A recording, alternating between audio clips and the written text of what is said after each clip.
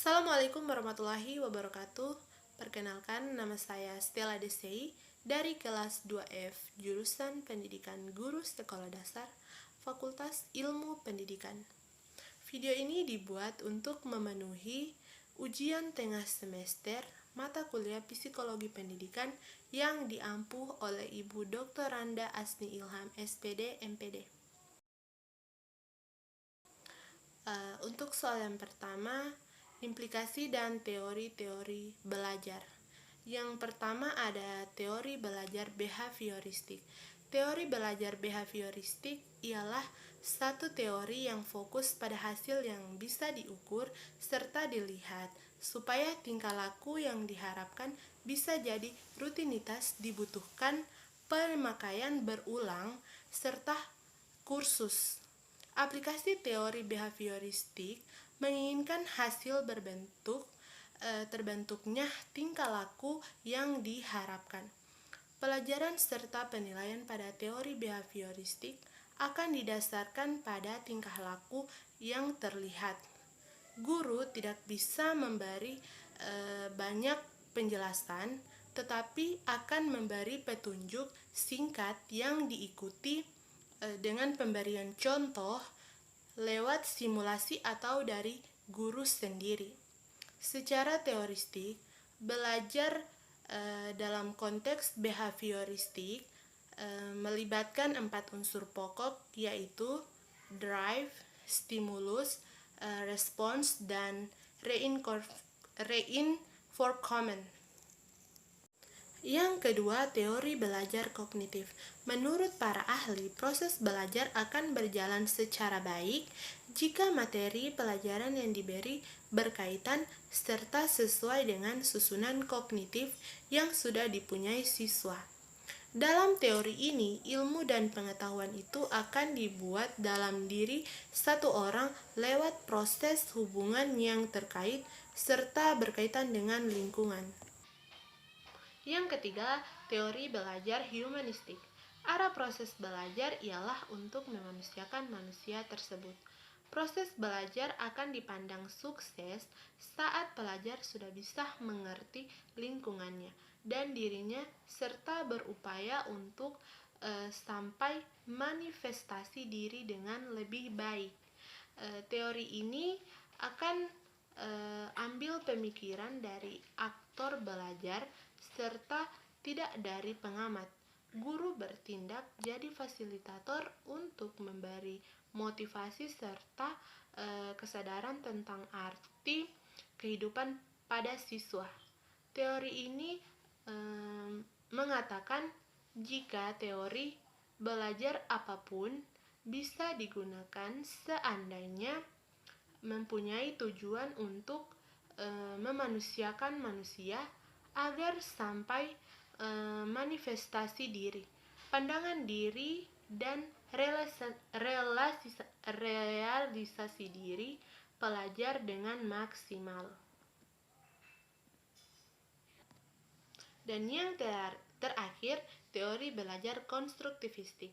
Satu teori belajar dalam psikologi ialah teori belajar konstruktivistik yang mengatakan jika persoalan ditampilkan dari pancingan dengan internal. Dalam teori ini benar-benar diakui jika siswa dapat cari sendiri permasalahannya, membuat pengetahuannya sendiri lewat permasalahannya sendiri lewat kekuatannya berpikir serta rintangan yang ditemui oleh beberapa siswa. Teori ini disimpulkan jadi usaha untuk membuat formasi hidup yang berbudaya kekinian. Siswa semakin lebih memahami dengan teori ini sebab terjebak langsung dalam membina pengetahuan baru serta akan dapat mengimplementasikan dalam satu kondisi. Pertanyaan yang kedua, bagaimana upaya-upaya guru dalam mengatasi perbedaan siswa? Dalam mengatasi perbedaan siswa ada beberapa upaya yang perlu dilakukan. Yang pertama, memilih metode pembelajaran yang tepat. Metode pembelajaran yang hanya membaca saja mungkin tidak cocok untuk anak yang mengandalkan kemampuan audio. Sebaliknya, tidak semua anak bisa menangkap materi hanya dengan penjelasan. Dengan mengetahui karakteristik seperti apa saja yang ada di kelas, guru bisa memadukan beragam metode pembelajaran untuk satu materi agar bisa dipahami oleh semua anak. Yang kedua, memperlakukan peserta didik secara adil tanpa membeda-bedakan. Yang ketiga, memberikan motivasi yang tepat. Dan yang keempat, berinteraksi secara tepat. Pertanyaan yang ketiga, bagaimana peran guru sebagai pendidik dan peran guru sebagai pengajar? Peran guru sebagai pendidik merupakan peran-peran yang berkaitan dengan tugas-tugas memberi bantuan dan dorongan atau supporter, tugas-tugas pengawasan dan pembinaan atau supervisor, serta tugas dengan mendisiplinkan anak agar anak itu menjadi patuh terhadap aturan-aturan sekolah dan norma hidup dalam keluarga dan masyarakat. Tugas ini berkaitan dengan meningkatkan pertumbuhan dan perkembangan anak untuk memperoleh pengalaman lebih lanjut.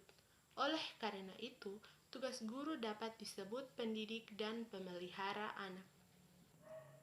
Peran guru sebagai seorang pengajar.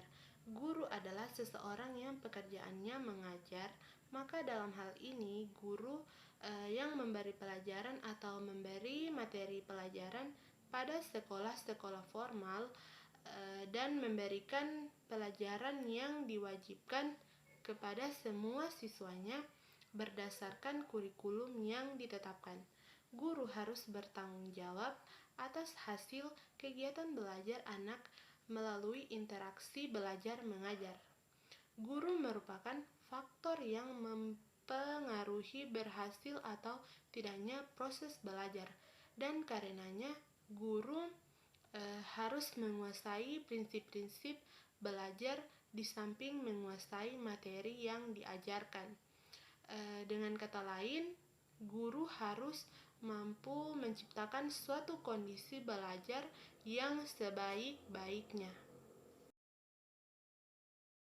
Menurut pendapat saya, kekerasan guru kepada siswa itu berhubungan dengan kompetensi guru, yakni kompetensi kepribadian dan kompetensi sosial. Mengapa demikian?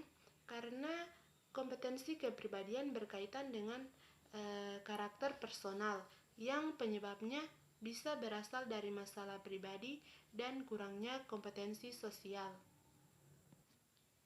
Demikian hasil dari pemaparan ujian tengah semester saya. Lebih dan kurangnya saya mohon maaf. Wabillahi taufiq wal hidayah. Wassalamualaikum warahmatullahi wabarakatuh.